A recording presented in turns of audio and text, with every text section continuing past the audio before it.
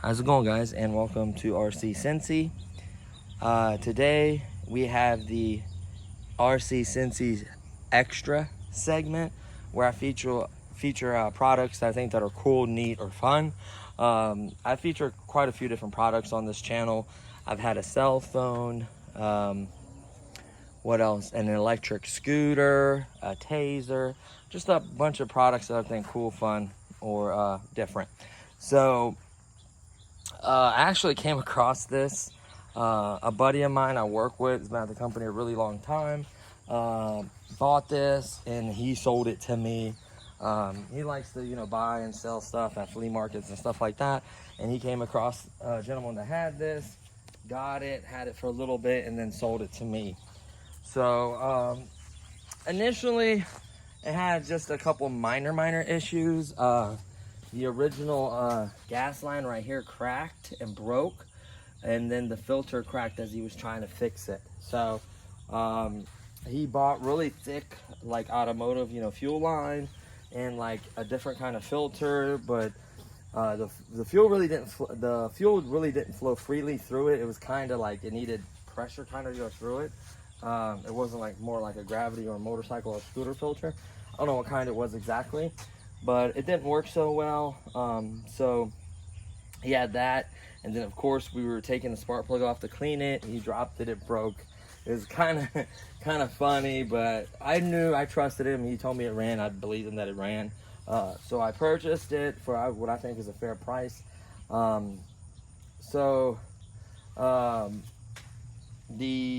costed me for the fuel line, which I have another about a foot and a half left, and 2 other fuel filters, that was only like $7 some change, and then 2 spark plugs was like $5.98 plus some change. So I'll leave those links on Amazon. Get everything from Amazon, 2-day shipping. You can return if you have an issue with it.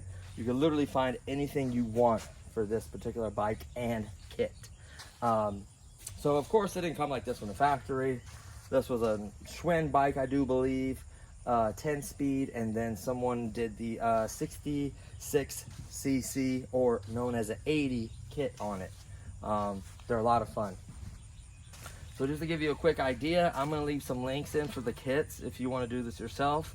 Just make sure that it is a V frame so you can place the motor in there.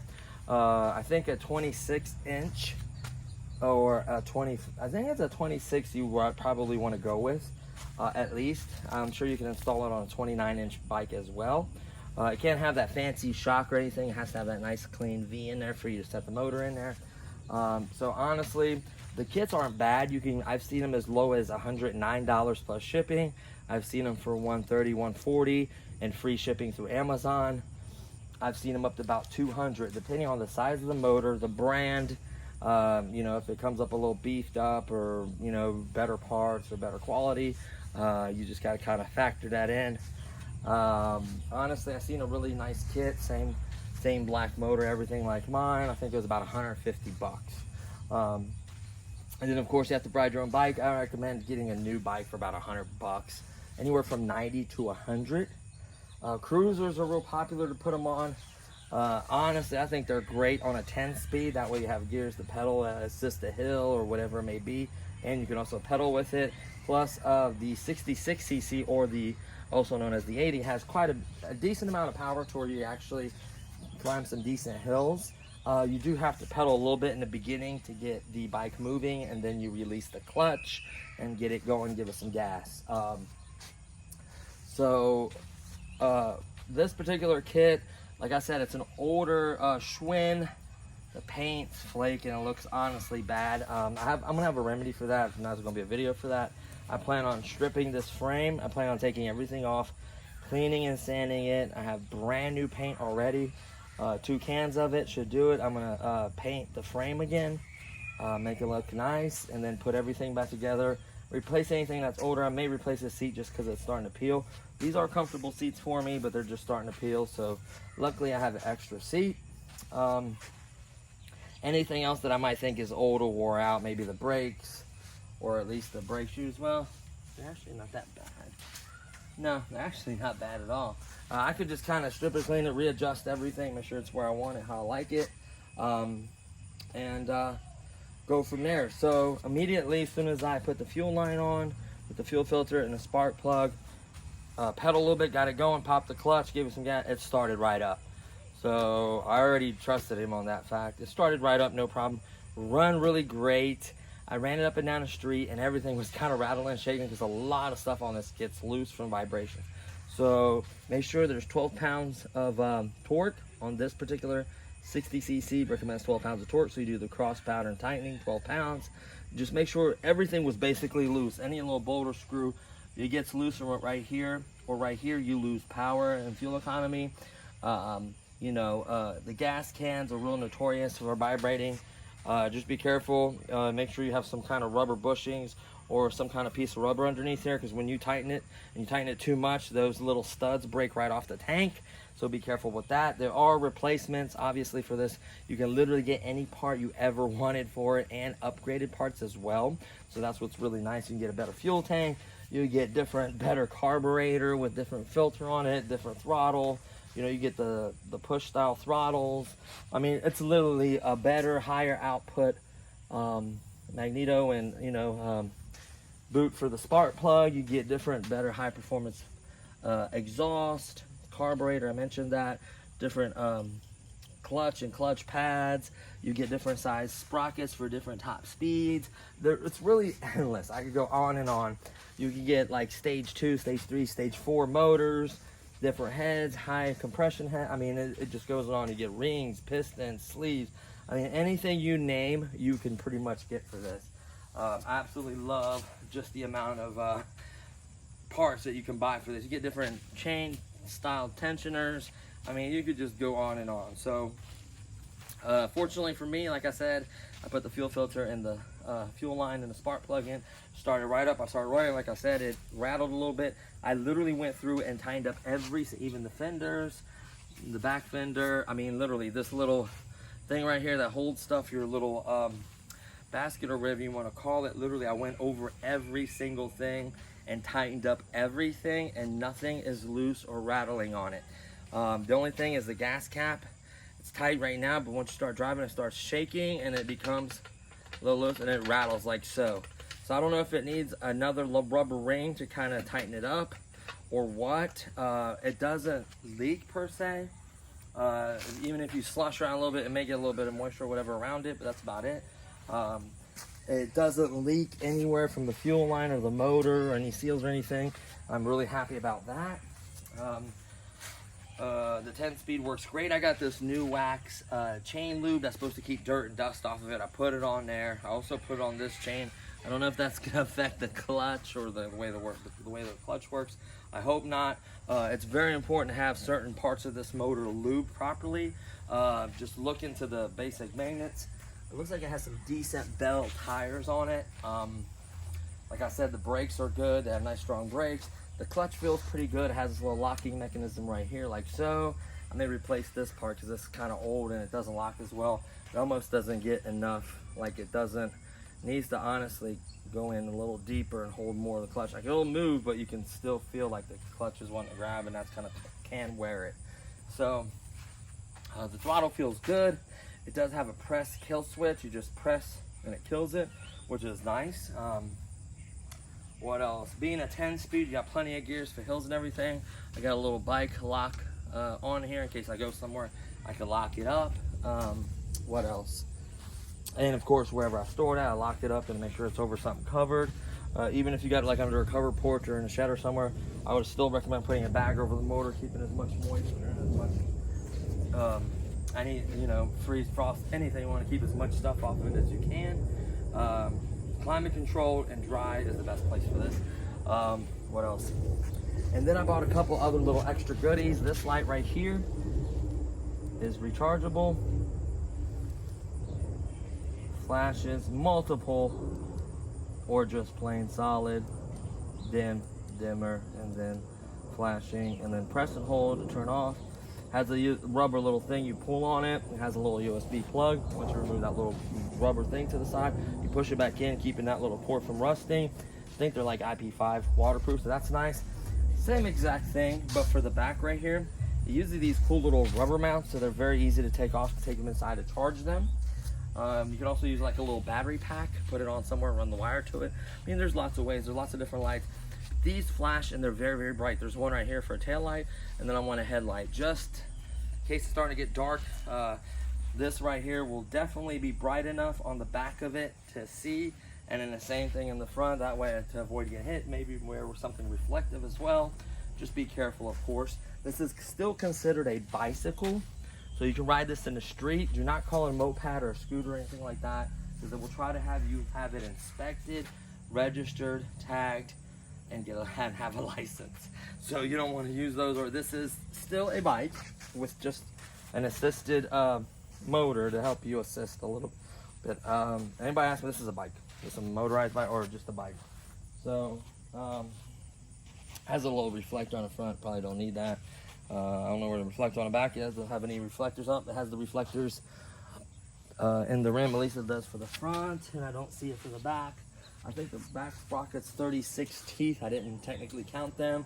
That's one of the main hard parts, is getting this sprocket on. Once you get the sprocket on, I heard the rest of it isn't too bad. Just getting the right wires and everything, and wiring it correctly, running, you know, your clutch cable, stuff like that. It isn't that bad. I actually haven't done one, and I plan on eventually doing one just because I kind of got hip to it, and I'm really enjoying it. I kind of want to do like a new cruiser with like a performance one down the road maybe. But honestly, this is just so much fun. So much fun. It's so hard to explain how fun this is. So you want to use good. So I'm using really good mixed oil. Either use the Steel or the Husqvarna full synthetic 2-cycle. I get the premixed little bottles. That way there's no guessing. I get a nice 1 gallon of fuel. Fresh, of course, don't use older fuel. And I highly recommend minimum 91 octane, preferably 93. I filled it up with 1 gallon of 93. Got that little bottle of Husqvarna full synthetic oil, dumped it in. Gave it a really good shake. Especially if you run out of fuel and say you have to use something else so you mix it, recommend really using a fuel filter. That'll keep a lot of contaminants, a lot of extras from getting in to your carburetor and your motor. There's a little screw right here I lost. I had to get another one. This drains your bowl. You always want to turn your gas off and literally run out of the gas. You want as little as gas in the carburetor line as possible. Keeps it from getting nasty and gummed up and gross. There's obviously, I don't know, he was trying to explain there's like off, on, and reserve. Up is on, and then the bottom one is reserve, and then sideways is off. You kind of read it and check that out. I don't know if there is like a little different pickup for reserve. I'm not 100% sure. Maybe that way when you have it on normal mode, it only picks up so far down in the tank, and then reserve maybe is like farther down or something. I don't know. But that's kind of a cool feature if that's true. I'm not 100% sure on that. This needs a little bit better zip tie, which I'm actually going to replace that today.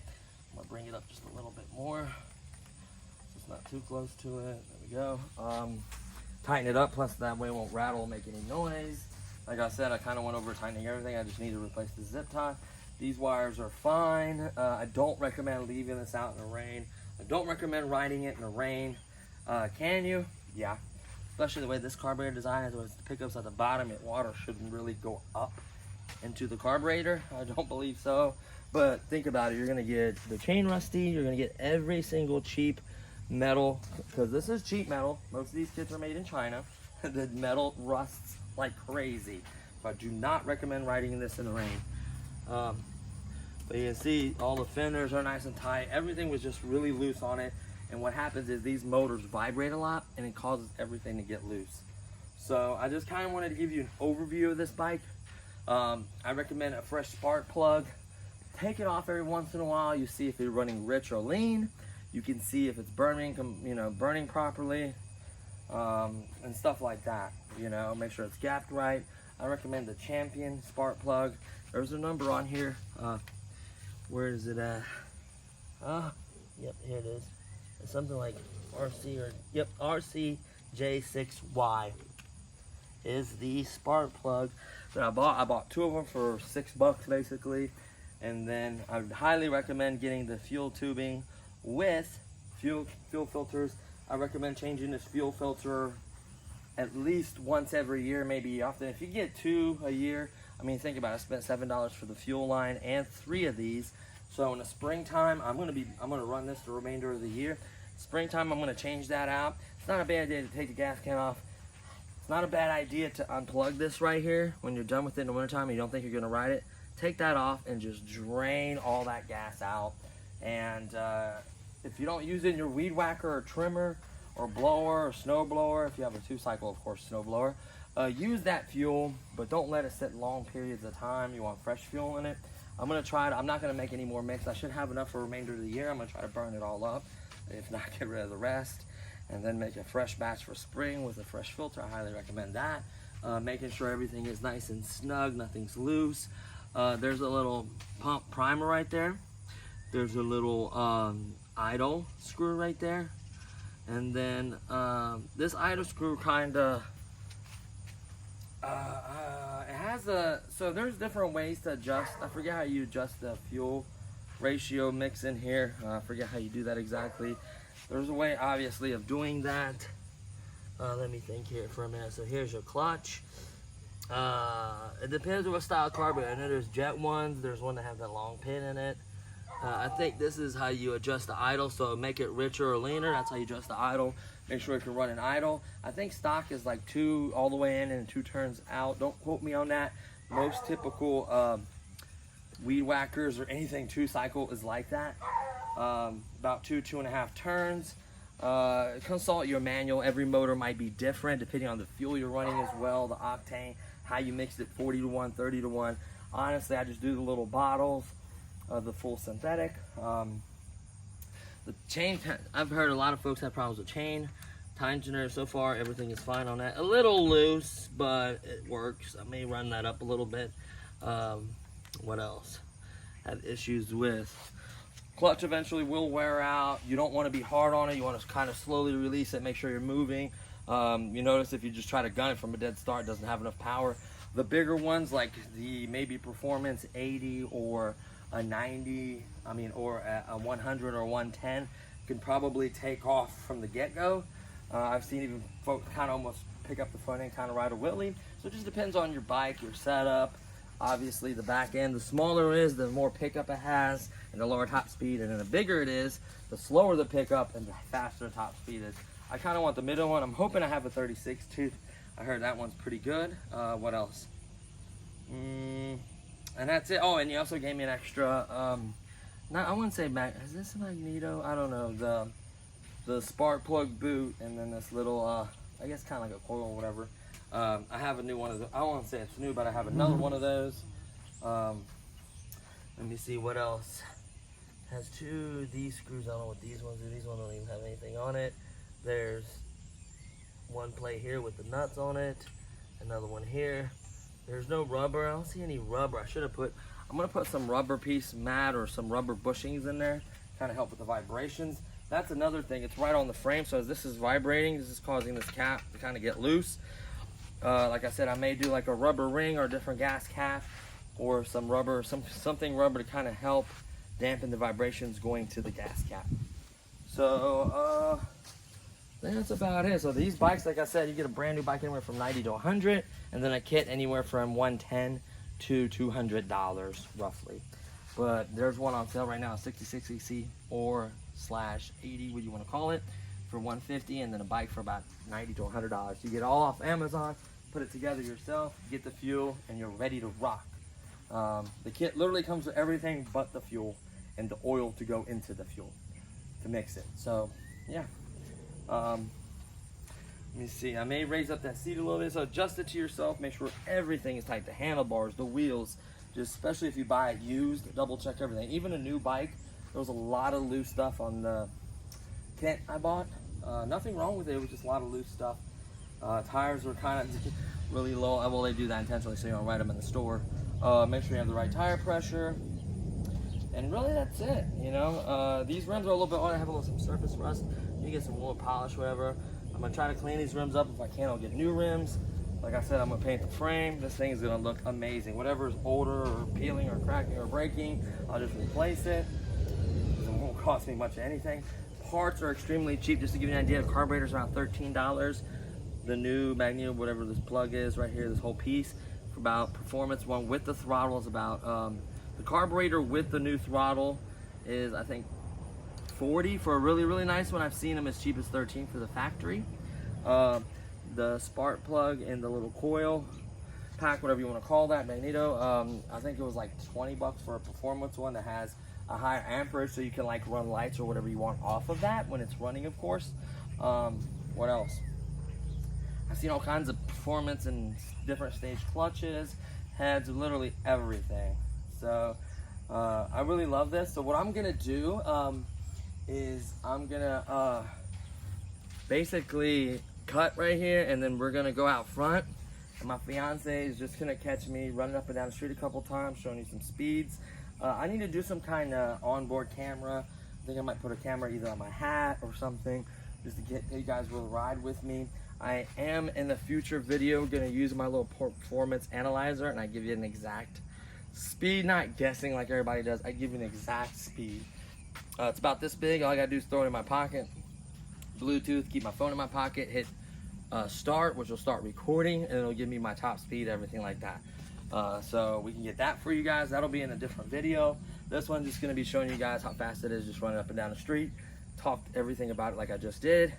And then I'll do other cool videos. I'll maybe do a video when I repaint it.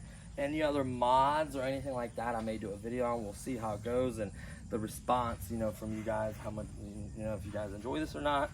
If you want to see more videos on it, kind of basically. So, so I think that's pretty much it. We got fuel. We're ready to rock. I may choke it, turn the fuel on, pedal, pop the clutch, and there you go. The clutch is right here. This is a little locking mechanism to ride as a normal bike. You have your 10 speeds. I mean, front brake, back brake, and kill. I mean, it's very simple to ride. If you can ride a bike, you can ride this.